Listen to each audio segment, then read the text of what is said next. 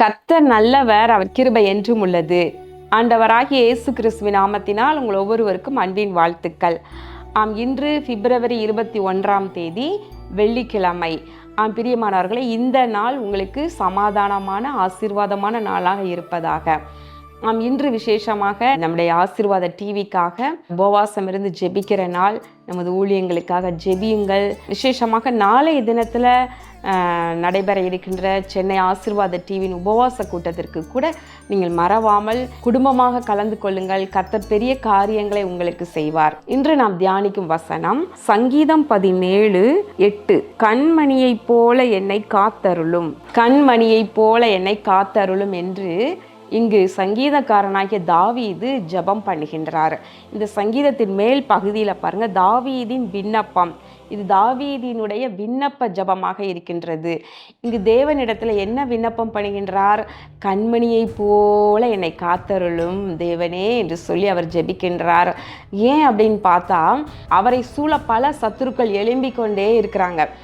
அதான் இது யார் கைகளில் இருந்தெல்லாம் என்னை காக்க வேண்டும் என்று சொல்லி ஒரு லிஸ்டே கீழே போட்டிருக்காரு பாருங்களேன். இது அவருடைய நாட்களில் அவருக்கு இருந்த போராட்டம், பாடுகள், பகைஞர்கள் இருக்கான. நம்ம காலத்தில் எல்லாமே இப்போது அது மாதிரி இருந்தாலும் கொஞ்சம் இன்னும் வித்தியாசமாக இருக்க தான் செய்யுது. அன்றைக்கு பாருங்கள், அவர் என்ன சொல்கிறாருன்னா, என்னை ஒடுக்குகிற துன்மார்க்கருக்கும் என்னை சூழ்ந்து கொள்ளுகின்ற என் பிராண பகைஞருக்கும் மறைவாக. பாருங்க, முதல்ல துன்மார்க்கர்கள் அவரை என்ன பண்ணுறாங்களாம்? ஒடுக்குறாங்களாம்.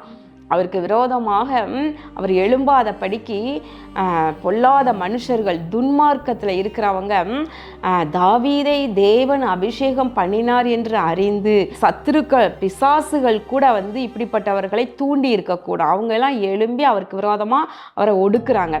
ரெண்டாவது பார்க்கிறோம், என்னை சூழ்ந்து கொள்ளுகிற என் பிராண பகைஞருக்கும் அவரை அழிக்கணும், அவரை கொல்லணும் அப்படின்னு சொல்லி பிராண பகைஞர்கள், பிராணனுக்கே விரோதமாக வர்றவங்க அதான் பிராண பகைஞர்கள்.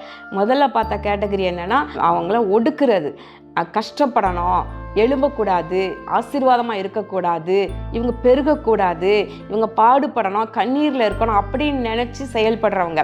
ஆனால் ரெண்டாவது வகை என்னன்னா, இவங்க உயிரோடவே இருக்கக்கூடாது என்று சொல்லி செயல்படுகிற பிராண பகைஞர்கள்.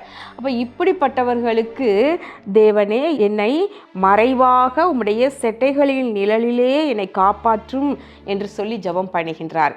இவங்க எப்படி இருக்கிறாங்களா? நினந்துண்ணிகளும் அதே நேரத்தில் தங்கள் வாயினால் வீம்பு பேசுகிறார்கள். இவங்க பொல்லாதவங்க தான் இப்படிப்பட்டவங்க.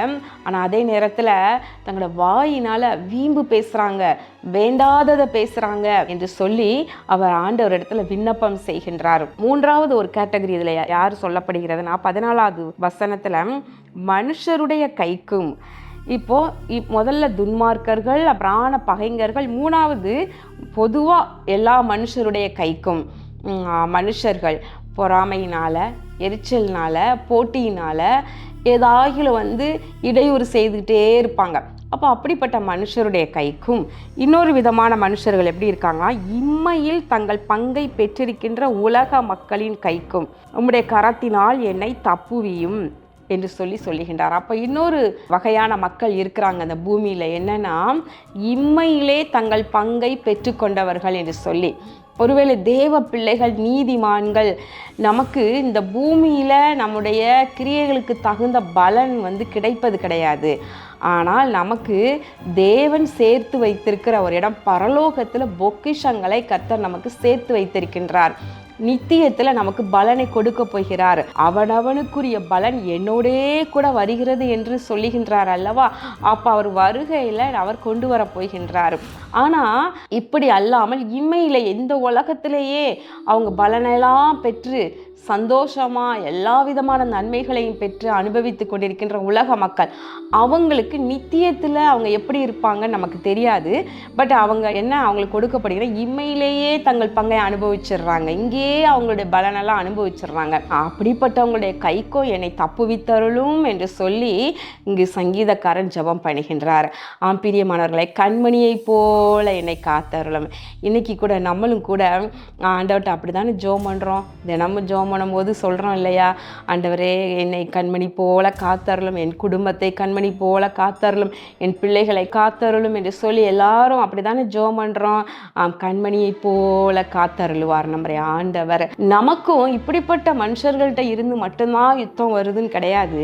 நமக்கு எப்படிலாம் யுத்தம் வரும் அப்படின்னு இங்கே அழகாக சொல்லப்படுகிறது. எபேசியர் 6:12 மாம்சத்தோடும் இரத்தத்தோடும் மட்டுமல்ல, வெறும் மனுஷர்களோடு மட்டும் இல்லை, ஆனால் துரைத்தனங்களோடும் அதிகாரங்களோடும் இப்பிரபஞ்சத்தின் அந்தகார லோக அதிபதிகளோடும் வான மண்டலங்களில் உள்ள பொல்லாத ஆவிகளின் சேனையோடும் நமக்கு போராட்டம் உண்டு.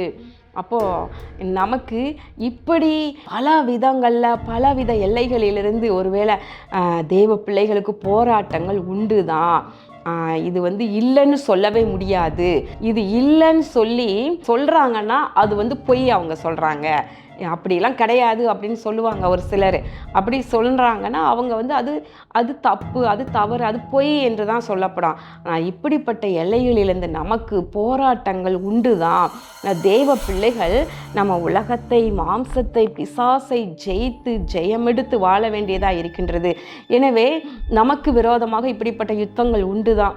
இதை விட இன்னும் இந்த காலத்தில் என்ன பெருகிருச்சு அப்படின்னு பார்த்தோம்னா, வியாதி கிருமிகள், கண்ணுக்கு தெரியாத வைரஸ் கிருமிகள், இப்படிப்பட்டவைகள் மூலமாக பலவிதமான நோய்கள், வியாதிகள், வேதனைகள் இதெல்லாம் கூட இந்த உலகத்தில் பெருகிருச்சு. அப்போ நாமும் கூட கட்டாயம் இப்படி ஜெபம் பண்ணணும். கண்மணியை போல என்னை காத்தருளும் ஆண்டவரே. சகரியாலா அருமையாய் வசனம் சொல்லுகிறது. சகரியா 2:8 கூட வசனம் சொல்லுகிறது, உங்களை தொடுகிறவன் அவருடைய கண்மணியை தொடுகிறான் என்று சொல்லப்படுகிறது. நம்ம ஜெபம் பண்ணுறோம், கண்மணியை போல எங்களை காத்தருளும் ஆண்டவரே என்று சொல்லி. ஆனால் கர்த்தருடைய வசனம் சொல்லுகிறது, உங்களை தொடுகிறவன் அவருடைய கண்மணியை தொடுகிறான் என்று சொல்லப்படுகிறது. கண்களை மூடி ஜெபம் பண்ணுவோமா? எங்கள் அன்பின் பரலோக பிதாவே, இதோ இந்த நாளிலே நாங்கள் தியானித்த வசனத்தின்படி கர்த்தாவே, நீர் கண்மணியை போல எங்களை காத்தருளும், உங்களை தொடுகிறவன் அவருடைய கண்மணியை தொடுகிறான் என்று எழுதியிருக்கிறதே. எனவே கண்களில் இருக்கின்ற கண்மணியை போல, அதாவது கருவிழியை போல ஆண்டவரே நீர் எங்களை பாதுகாத்து வருகிறீர் ஐயா. உமக்கு நன்றி செலுத்துகின்றோம். இதோ தீமைகள் பெருகி இருக்கின்ற உலகத்தின் பலவிதமான எல்லைகளிலிருந்து, ஆவிக்குரிய அந்தகார உலகத்திலிருந்து வருகின்ற போராட்டங்களுக்கும், மனிதர்கள் மத்தியிலிருந்து வருகின்ற போராட்டங்களுக்கும், மற்றும் வியாதி கிருமிகள் மத்தியிலே இருந்து வருகிற எதிர்ப்புகளுக்கும் இந்த உலகத்தில் நீர் எங்களை பாதுகாத்து உடைய செட்டைகளின் மறைவுக்குள்ளாய் வைத்துக் கொள்வீராக. கண்மணியை போல காத்தருளும். இயேசு கிறிஸ்துவின் நாமத்தினாலே வேண்டிக் கொள்கிறோம் நல்ல பிதாவே, ஆமேன். பிரியமானவர்களே, கர்த்தர் நம்மை கண்மணி போல காத்துக்கொள்வார். எத்தனையோ பல வியாதிகளோடு ஜெப விண்ணப்பங்களை நீங்கள் தெரியப்படுத்துகிறீங்க. ஒரு சகோதரி தங்களுடைய தகப்பன் குடித்து தன்னுடைய தாயை கொடுமைப்படுத்துவதாக யூடியூப்பில் கமெண்ட் செக்ஷனில் ஜெபிக்கும்படி கேட்டுக்கொண்டே இருக்கிறாங்க. அதையெல்லாம் வாசிக்கும் பொழுது எனக்கு மிகுந்த வேதனையாகத்தான் இருக்குது. கர்த்தர் நிச்சயமாக அவர்களை சந்திப்பார். வியாதியோடு இருக்கிறவர்களை கர்த்தர் நிச்சயமாய் சுகமாக்குவார். கண்மணி போல காத்துக்கொள்வார். கர்த்தர் உங்களை ஆசீர்வதிப்பாராக. ஆமென்.